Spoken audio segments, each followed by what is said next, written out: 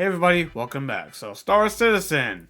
Oh, and before that, Happy New Year. So, back to Star Citizen, like I just said.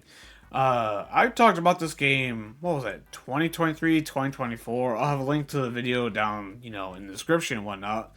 Or in caption, and say, right corner or whatever. So, or whatever corner that YouTube decides to put it. But, anyways.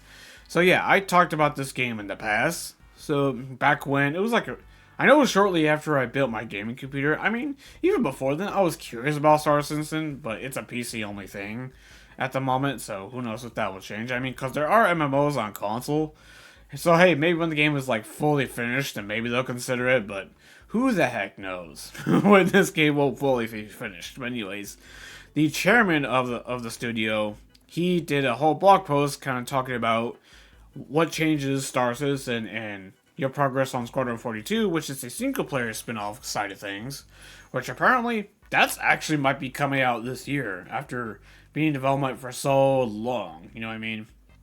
But hey, let's get started. We're going to talk about Star Citizen first. On the Star Citizen side, 2025 saw a number of important pieces come together. We released not one, but two Star Systems in a single year. Welcome the return to the beloved landing zone Levesky and added new locations around the verse, opening more space to explore and spend time in. Server meshing was a key tech that made all of it possible, with the release of 4.0.1 to the live environment on January 28th. We moved into a bigger, more performant and stable universe, while there were a few hiccups with some legacy systems, like elevators and air traffic, that were built long before server meshing was ever conceived.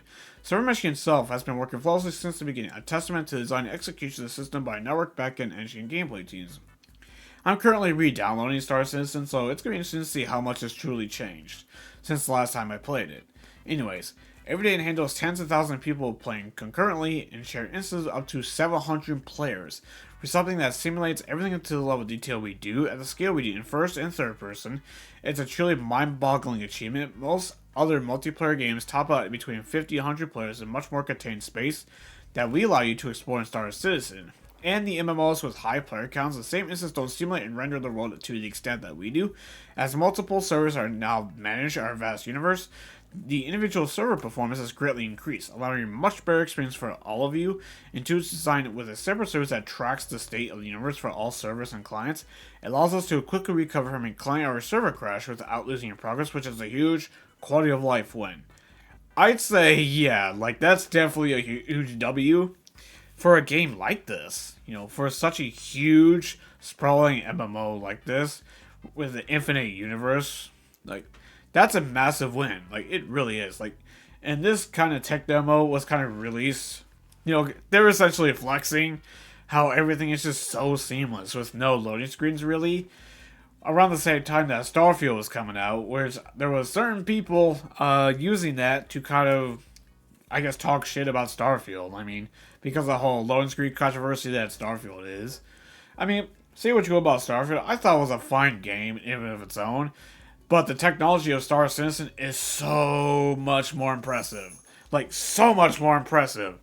So now we're going to talk about the single player side of things, where the last time we actually saw this game in action was last year. So here, on the Squadron 42 front, our focus throughout 2025 was built on the progress of 2024, what we showed at last year's CitizenCon by bringing the game to content complete and closing out remaining core tasks in preparation for beta. All chapters are now fully complete and fully playable from beginning to end. We've been playing the game ourselves regularly. Squadron 42 is a large game, over 40 hours in length.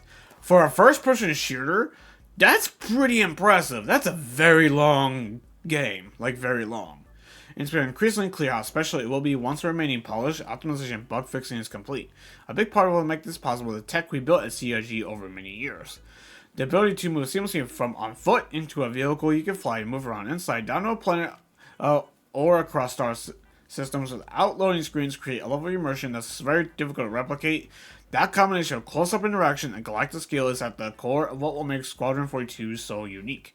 Equally important is the quality of the content itself, from writing and performance capture to characters, environments, ships, lighting, sound, cinematics, and design. This level of care across the entire game is something I'm proud of. Combined with deeply interactive systems, it creates an experience that pulls you into the world and keeps you there. And I think they know they have to get this right for something like this to be so long in development, for as long as both Squadron 42 and Star Citizen itself has been in development, like they know they have to get this right. Like they cannot screw this up, just with how much, so much is riding on it. Because like I'd imagine that the budget for this is insane. Definitely fueled by the fact that Star Citizen made again almost $1 billion in revenue just from people donating and buying ships as long as this game has been around. So I think they know they have to get this right. Is my point. So, which is I think is a good sign that they're taking their time with it, I suppose, and they're saying that's supposed to be, it's expected to be coming out this year now in 2026 because again we just entered 2026. So man, like I'd say ooh. I mean, I don't know though.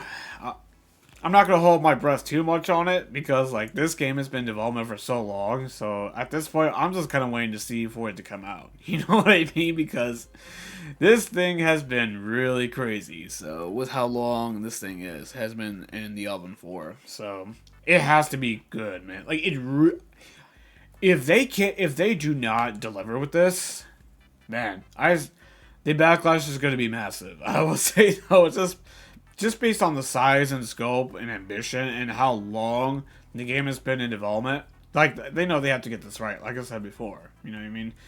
So Squadron 42, seemingly 2026. It's definitely gonna be on my radar. That's for darn sure.